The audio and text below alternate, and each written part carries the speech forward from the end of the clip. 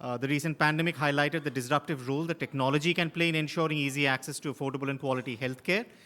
And to talk about this issue, we have with us Prashant Tandon, who is co-founder and chief executive of Tata 1MG.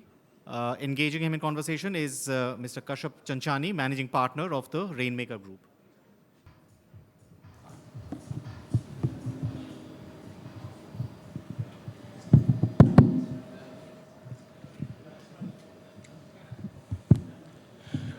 First of all, big thank you to everybody at Carnegie India for giving all of us from, the startup ecosystem a place in your forum. Given what I do for a living, my greatest joy in life is working with, founders like Prashant Tandon, or as we fondly call him, PT, in our startup ecosystem. Working with them in the trenches, and as they achieve milestones like being a unicorn and sunicorn. And in that regard, Prashant is a very, very special founder. He's a late 2022 vintage unicorn, which says a lot. I think in this day and age where we saw a slew of startups turning into unicorns in 2021, and then everything fell off the cliff. Being a late 2022 unicorn founder is like fine French wine. So Prashant, congratulations on that.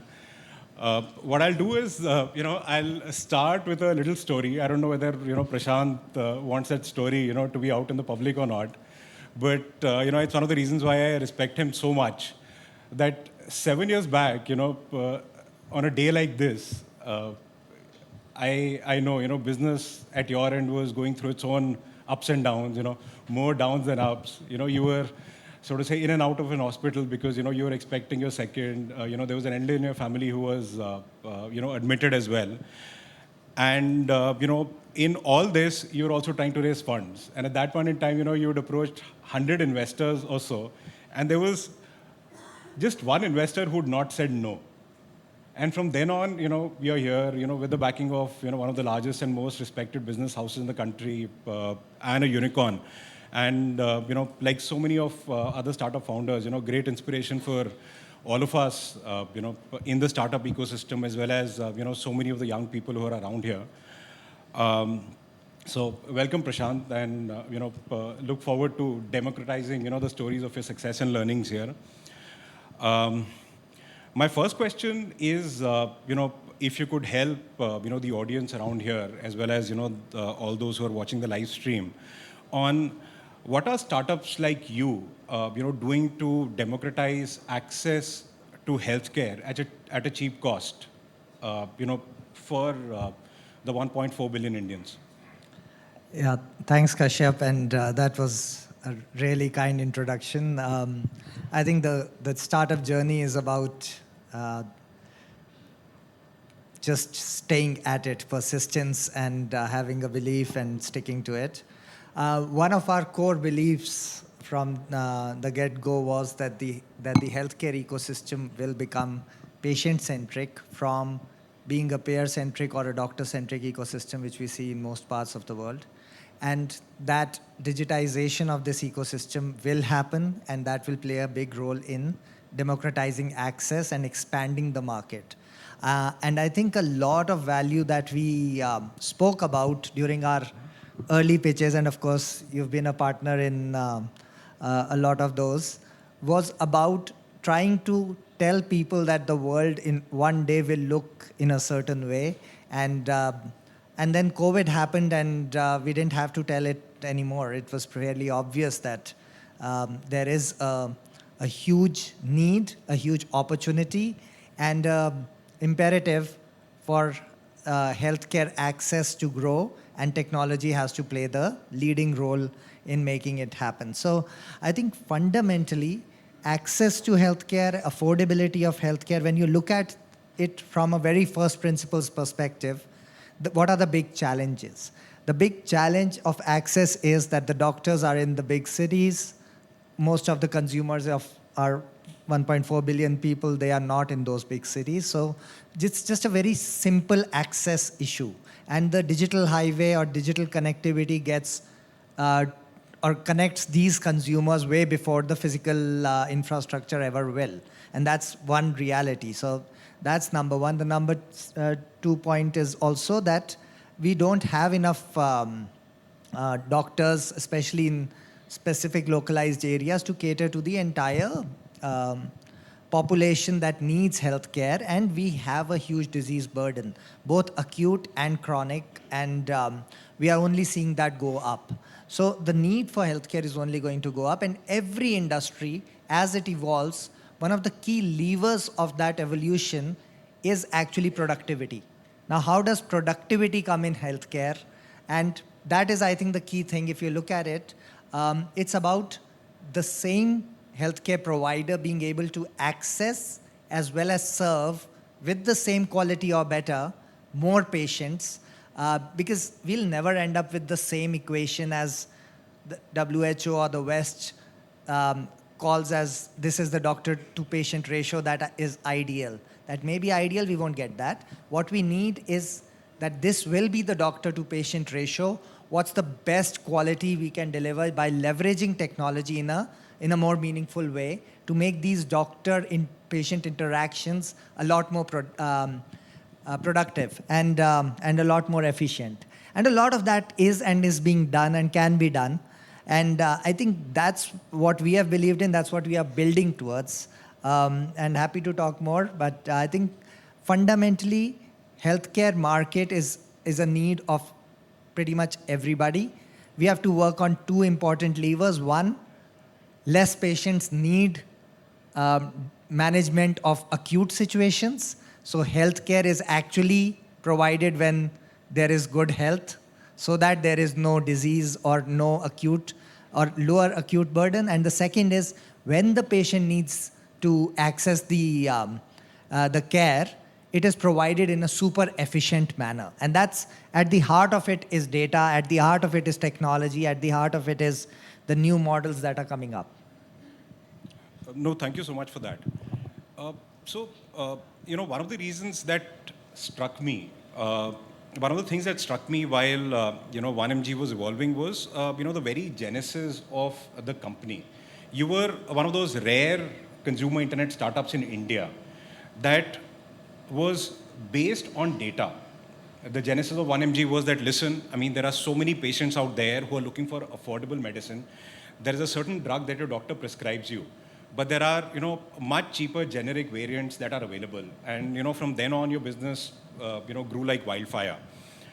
And, you've also been a, healthcare consultant with McKinsey in the past, in the Valley. And you've seen, the kind of innovations that are taking place in the US, in China, which in popular imagination are probably, the destinations where, the most advanced or cutting edge work when it comes to advanced technologies, in the field of healthcare is being done.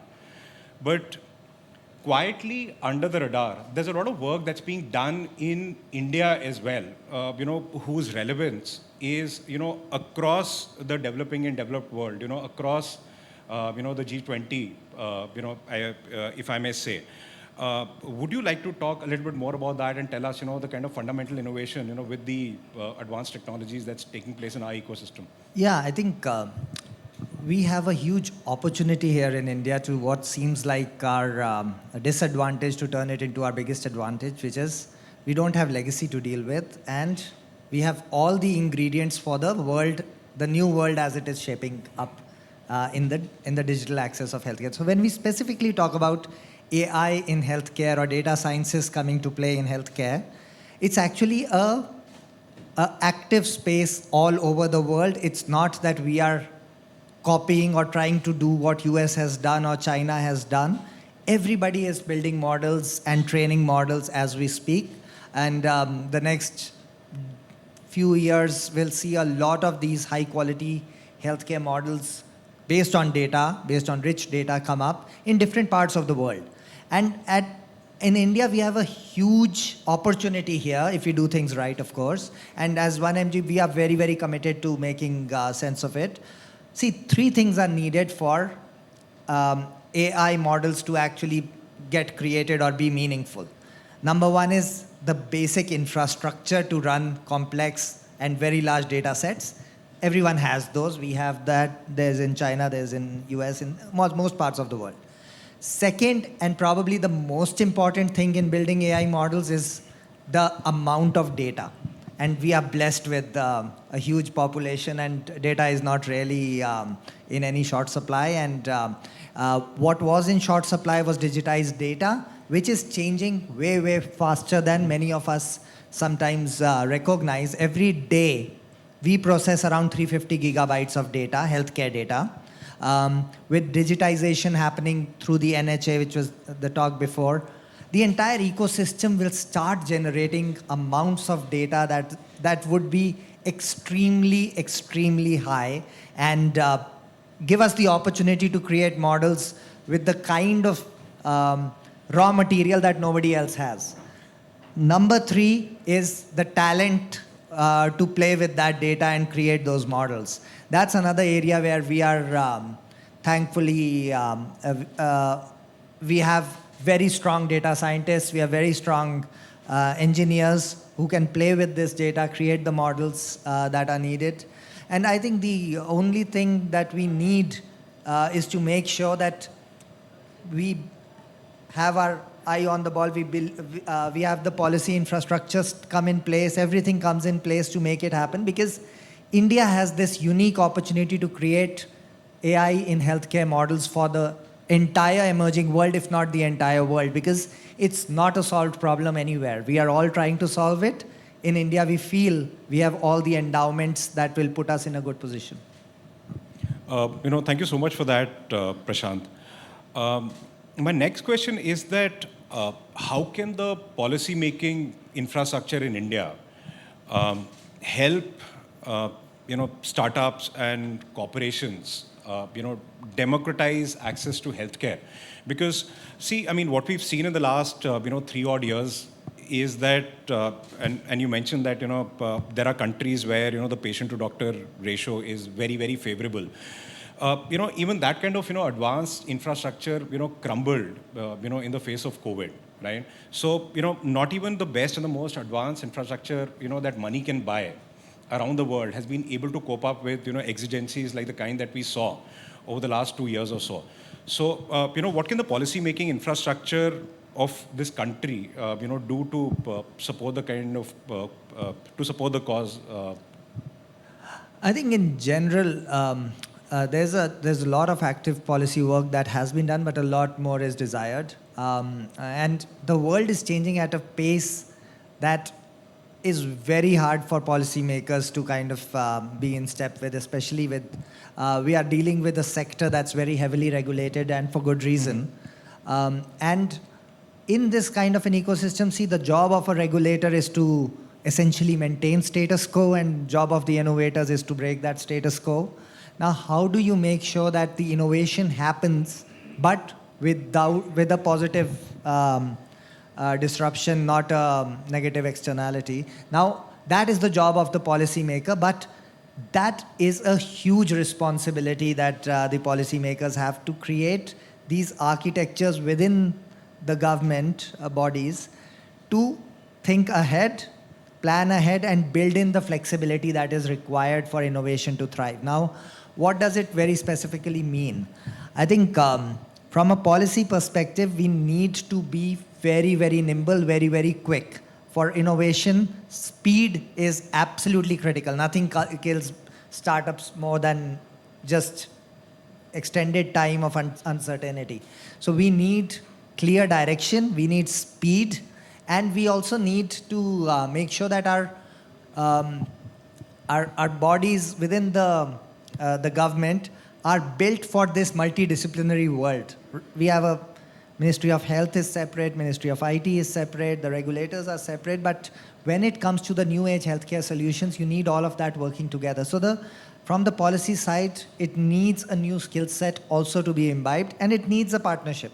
I think the basic approach is pretty, I would say, proactive and positive, but we need a lot more speed because we believe this will explode at a much faster pace than it has so far. No, thank you, Prashant, for that. With this, we'll probably, open the discussions up for any questions that our participants in the audience may have. Yeah, hi. This is Harita from Beehive Software Solutions. I want to understand what are the standards, the frameworks, guidelines that are available for data anonymization and others so that the huge AI models can be built and also shared across the data that's available across organizations. So I think that's a work in progress. The government the Data Act is in the works. So the government will come in with its own models, but fairly straightforward thing that I think we can all use as the base case, and is that personally identifiable data has to be taken out, and then the models have to be created because this is the nature of the beast we engage with. So what we are going to see is, so setting up our data infrastructure for the new world is important for all startups. Assume that the baseline is going to be there, that none of this data can be personally identifiable. All of this data is very, very valuable. And it'll be treated like financial services. It's same as money in a bank account, your data in a healthcare entity's bank account or data base is going to be treated the same way. Now, how do you build yourselves up for that? It's reasonably evolved ecosystem of security right now out there, and there are standards. There are the global standards, but I believe India is coming up with our own standards which will be applicable to all of us. As and when they are released, I think we need to make sure startups are in sync with that. Having said that, I think there's also going to be a large opportunity with the government planning to open up anonymized data sets for entrepreneurs to play with. And I think once that starts happening, we'd see a lot more of these data models come to life. Hi, I'm Ayla. I'm one of the GTS Young Ambassadors. So in terms of AI and the kind of data we're collecting, over time we're going to end up collecting a lot of data on also indigenous healthcare systems that have existed for many, many years.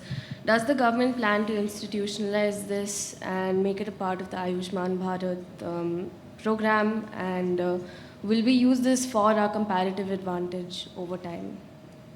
So I won't be able to speak on what the government plans to do, but I think as private entities, we do believe there is a huge opportunity in making sure that the care models incorporate a lot of whether it is Ayurveda, naturopathy, Unani, all forms of medicine that a consumer deals with in India and see, we live in the regular life of a normal Indian consumer is actually multipathy. It's not only allopathy, it's not only homeopathy, Ayurveda. We have a cough, we start with our gargles and kada and other natural things at home, and then we also have the cough syrups, and we may also take an antibiotic. And that's kind of how we deal with most ailments. So it's a mixed, and I think it's a very rich source of knowledge that is actually not available anywhere outside. And so as private players, we are very, very tempted to make sure we can learn from this and create other kinds of integrated healthcare models across multiple therapies. It's a very ambitious hope, but I actually believe it will be transformational when it can happen. And these things can happen at an unbelievably fast pace when the data is available and data is in the right formats. And I believe over the next 3 to 5 years, we'll have so much data of so many things. After that, the real skill will be what can you do with it. And one of these very interesting use cases in my mind is integrating various forms to create the right model of healthcare. That, okay, you have fever, this is the pathway that actually is most optimum, which may include multiple different therapies. So I think that's how data will be more and more interesting, useful, and it's a very good example of a specific use case.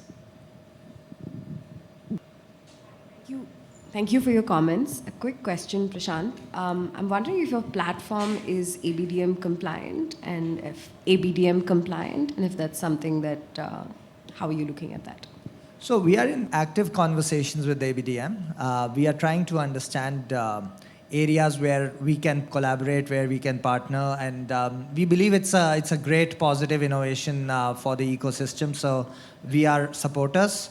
We are in a stage where we are understanding that as private players, where can we and where should we participate, and those conversations are very actively on. So net, I would say that very likely you will see us integrate with ABDM at some point soon, once we understand exactly what we need to do. Thank you so much, Prashant, for your time. And thanks again to Carnegie India for giving startups of this country this forum. Thanks. Thank you.